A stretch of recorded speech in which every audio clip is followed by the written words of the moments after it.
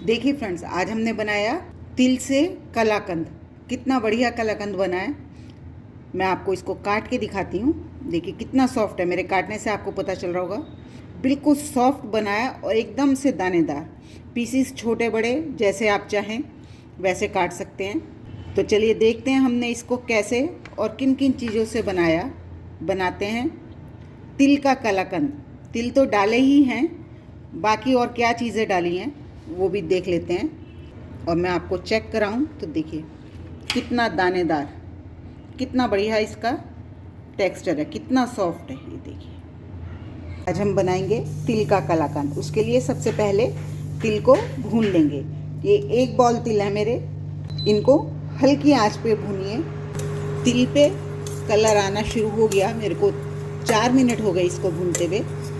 Hello friends, मैं आपकी host और दोस्त संगीता। मेरे घर की रसोई में आपका स्वागत है। आज हम बना रहे हैं तिल का कलाकंद। तिल का कलाकंद बनाने में कोई मेहनत नहीं है, लेकिन टेस्ट बड़ा ज़बरदस्त आता है। और सर्दियों में तिल खाने कितने ज़रूरी होते हैं ये सब जानते ही हैं हम लोग। और तिल के लड्डू, तिल बुग्गा ये बनाते ही हैं। आज हम तिल का कलाकंद बनाएंगे जो बहुत ही बढ़िया बनेगा और खाने में बहुत टेस्टी होगा। देखिए बातों बातों में तिल हमारे पटकने लगे, मतलब हल्के हल्के फटने लगे, मतलब हमारे तिल भुनने लगे हैं। वीडियो शुरू करने से पहले मेरी आपसे रिक्वेस्ट है कि अगर आप मेरे चैनल पर नए हैं तो प्लीज़ मेरे चैनल पे आइए, लाइक कीजिए, सब्सक्राइब कीजिए और शेयर भी कीजिए। तिल हमारे भुन गए, इनको हम इसी कढ़ाई में रहने देंगे, बर्तन में। इन्हें हमें ठंडा नहीं करना है, इन्हें हमें अच्छे से पीसना है। वैसे हम तिल को ठंडा करके पीसते हैं कि तिल तेल ना छोड़ दें, लेकिन हम कलाकंद बनाएंगे उसके लिए हम ठंडे नहीं पीसेंगे, गरम गरम तिल पीसेंगे। क्यों, वो कारण मैं आपको आगे बताती हूँ। ये ली मैंने आधा कटोरी चीनी और इसमें डालूंगी कुछ काजू और बादाम।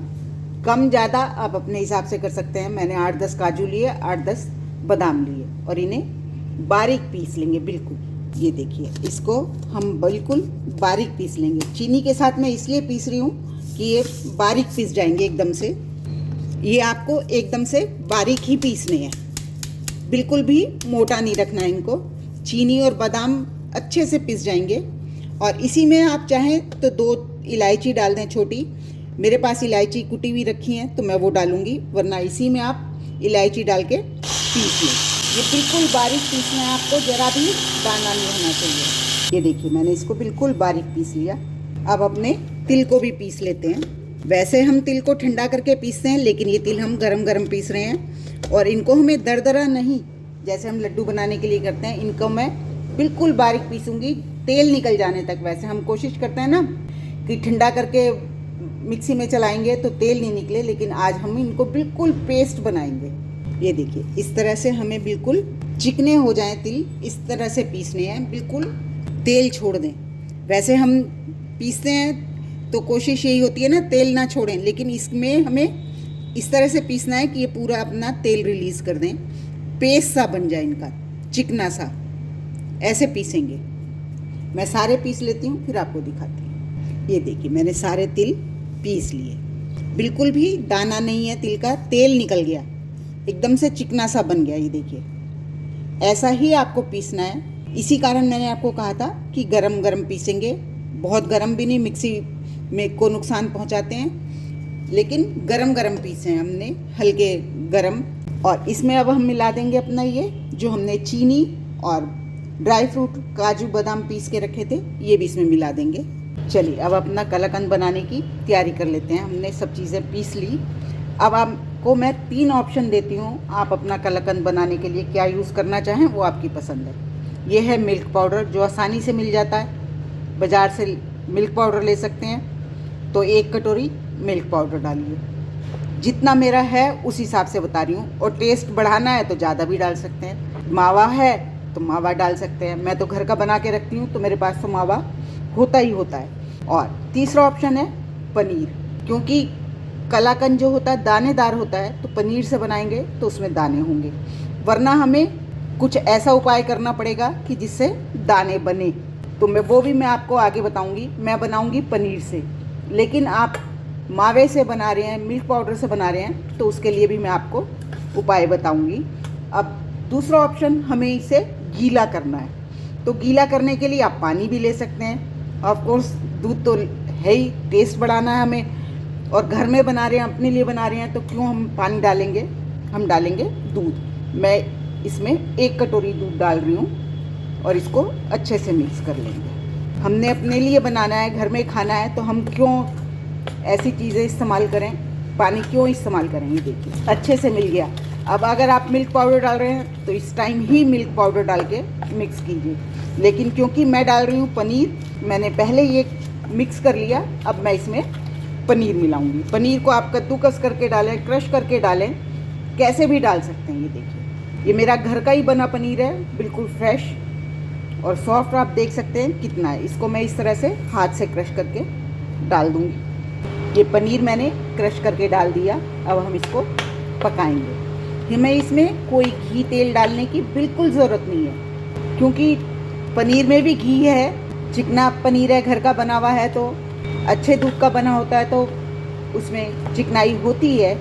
और बाज़ार का है तो फिर आप क्रीम वाला पनीर लें जो अच्छी कंपनी का आता है। वैसे रिस्क ना लेते हुए घर का ही बनाया मावा पनीर इस्तेमाल करें।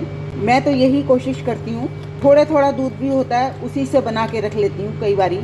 अब इसको हम बिल्कुल अच्छे से पकाएंगे, एक डो फॉर्म में लाएंगे, जिससे कि हमारा कलाकंद बहुत अच्छे से तैयार हो। जो हमने चीनी डाली है वो भी अपना पानी रिलीज़ करेगी, तो हमारा ये अच्छे से पक जाएगा। ये देखिए अच्छे से हमारा पकने लगा, क्योंकि मैंने पनीर डाला है तो इसमें दाना अपने आप से है। लेकिन अगर आप पनीर नहीं डाल रहे, मावे से बना रहे हैं, मिल्क पाउडर से बना रहे हैं, तो आप इसमें क्या कर सकते हैं, बहुत ज़रा सा 2 बूंद के करीब नींबू का रस नहीं है तो ये 2 बूंद सिरका डाल सकते हैं, या 2 बूंद नींबू का रस डाल सकते हैं। इससे होगा क्या कि दाना पड़ेगा इसमें। दूध फाड़ने के लिए हम करते हैं ना, पनीर बनाने के लिए, बस वही वाला है लॉजिक। लेकिन इसमें हमें थोड़ा सा डालना है, वरना हमारी ये मिठाई का टेस्ट ख़राब कर देगा, खटास आएगी। इसलिए बस थोड़ा सा, जिससे कि दाना पड़ जाए, क्योंकि कलाकंद दानेदार होता है इसलिए। और साथ ही डाल रही इलायची पाउडर। मैंने साथ में नहीं पीसा था, अगर आपके पास पिसा हुआ नहीं है तो आप इलायची, जब हमने चीनी और काजू बादाम पीसे थे उस समय भी डाल सकते हैं। काजू बादाम पूरी तरह से ऑप्शनल है, लेकिन डाल लेंगे तो टेस्ट बढ़ेगा ही। ये तो हम सभी जानते हैं, आप भी जानते हैं, मैं भी जानती हूँ। बताना कोई बड़ी बात नहीं है, लेकिन मैं वीडियो बना रही हूँ तो मुझे हर बात का बताना बहुत ज़रूरी है, जिससे कि कोई शिकायत ना हो किसी को। और वीडियो बनाना अलग बात है और देखना भी उसको ठीक से चाहिए।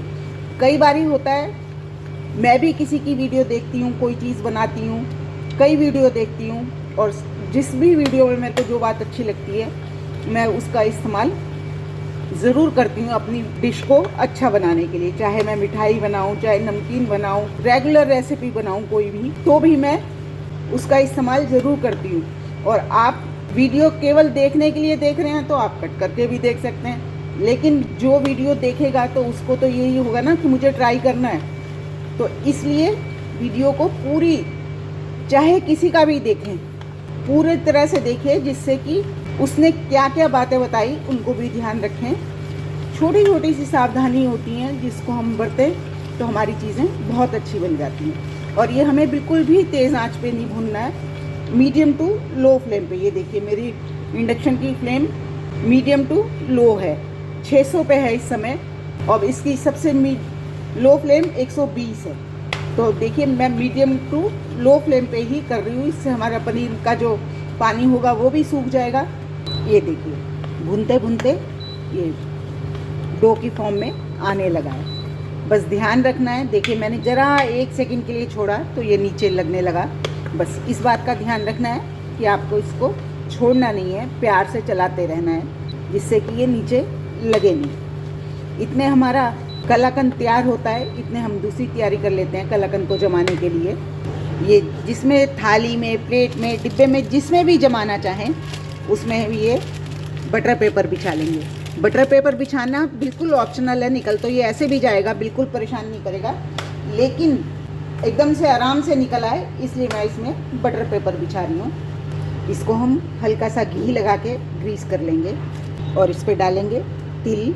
ये भुने हुए तिल मैं आपको दिखाना भूल गई, मैंने जब तिल भुने थे थोड़े से तिल बचा लिए थे, बस वो इसीलिए बचाए थे कि इस तरह से डालेंगे तो हमारी मिठाई पे अच्छा सा लुक आएगा। और इस पर डालेंगे कटे हुए ड्राई फ्रूट, पूरी तरह ऑप्शनल, लेकिन मिठाई सुंदर लगे दिखने में इसलिए। ये पिस्ता जमाने के लिए हमारी ट्रे तैयार हो गई। अब चलते हैं अपनी मिठाई की तरफ। ये जरा सी मैंने गुलाब की पंखुड़ियाँ भी डाली। ये मैंने देसी गुलाब को घर में ही अच्छे से धो के सुखा लिया, बहुत जल्दी सूख जाते हैं। अब चलते हैं अपने कलाकंद की तरफ। देखिए डो फॉर्म में आने लगा, बिल्कुल ऐसे ही चाहिए। नॉन स्टिक में बना रहे हैं तो आपका इतना भी नहीं चिपकेगा जितना मेरा चिपक रहा है, लेकिन आजकल नॉन स्टिक की सभी मना करते हैं, कम से कम यूज़ करें। हो तो फेंकी भी नहीं जाती चीज़ें ठीक ठाक, लेकिन कोशिश करें कि कम से कम यूज़ करें। और यही बात ये स्पैचुलास जो होते हैं सिलिकॉन के, हम बहुत भर भर के इस्तेमाल करते हैं, लेकिन मैं तो सिर्फ ये चीज़ों को ऐसे छुड़ाने के लिए करती हूँ। वैसे मैं बिल्कुल नहीं इस्तेमाल करती क्योंकि इससे अच्छे से साफ़ हो जाती हैं। और आप देख सकते हैं अच्छे से डो फॉर्म में आ गया। और चेक करने का तरीका मैं आपको कई बार ही बता चुकी हूँ। हाथ पे थोड़ा सा लीजिए और गोली बना के देखिए, अगर चिपकता है तो अभी थोड़ा सा कर लीजिए, अभी चिपक रहा है देखिए, थोड़ा सा भूनने की ज़रूरत है। देखिए मेरे हाथ गंदे हो रहे हैं, ऐसे नहीं होना चाहिए, हाथों पे चिपकना नहीं चाहिए। चलिए भूनते हुए मेरे को 2 मिनट और हो गए। अब चेक कर लेते हैं फिर से कि बनती है कि नहीं गोली। बिल्कुल साफ़ है, ये देख सकते हैं हमारा तैयार है। और हाथ देखते हैं मेरे कितने चिकने हैं। ये तिल का ही तेल है, हमने कोई घी नहीं डाला, ये तिल का ही तेल है। हमारी ट्रे भी तैयार है जिसमें हमें जमाना है। अब हम इसको जमा लेते हैं। हम अपनी ट्रे में इसको ट्रांसफ़र कर लेते हैं और कलाकंद जमाते हैं। आपको मोटा पतला जैसा भी चाहिए आप उस हिसाब से बर्तन ले सकते हैं। हम सारा इसमें ट्रांसफ़र करते हैं। और जैसा कि मैंने आपको बताया, बस मैं ये सिलिकॉन के स्पैचुला सिर्फ इसलिए इस्तेमाल करती हूँ, इसको अच्छे से साफ़ करने के लिए, जिससे अब इसे हम बिल्कुल स्मूथ सा कर देंगे और इसे सेट होने का टाइम देते हैं। मेरे को थोड़े मोटे पीस ही चाहिए इसलिए मैं इसमें जमा रही हूँ। चलिए अब इसे सेट होने देते हैं, मिलते हैं इसके सेट होने के बाद। सेट हो गई, अब इसको निकाल लेते हैं। हमारा कलाकंद बहुत बढ़िया से सेट हो गया, अब इसको निकाल लेते हैं। देखिए कितनी आसानी से निकल गया, कितना अच्छे से सेट हुआ। ये देखिए ये मैंने पीसीज में काट लिया। पीस आप अपनी पसंद से छोटे बड़े जो काटना चाहें। और मैं आपको इसका टेक्सचर चेक कराऊं तो ये देखिए कितना शानदार टेक्सचर है, कितने बढ़िया से दानेदार कलाकंद बना है।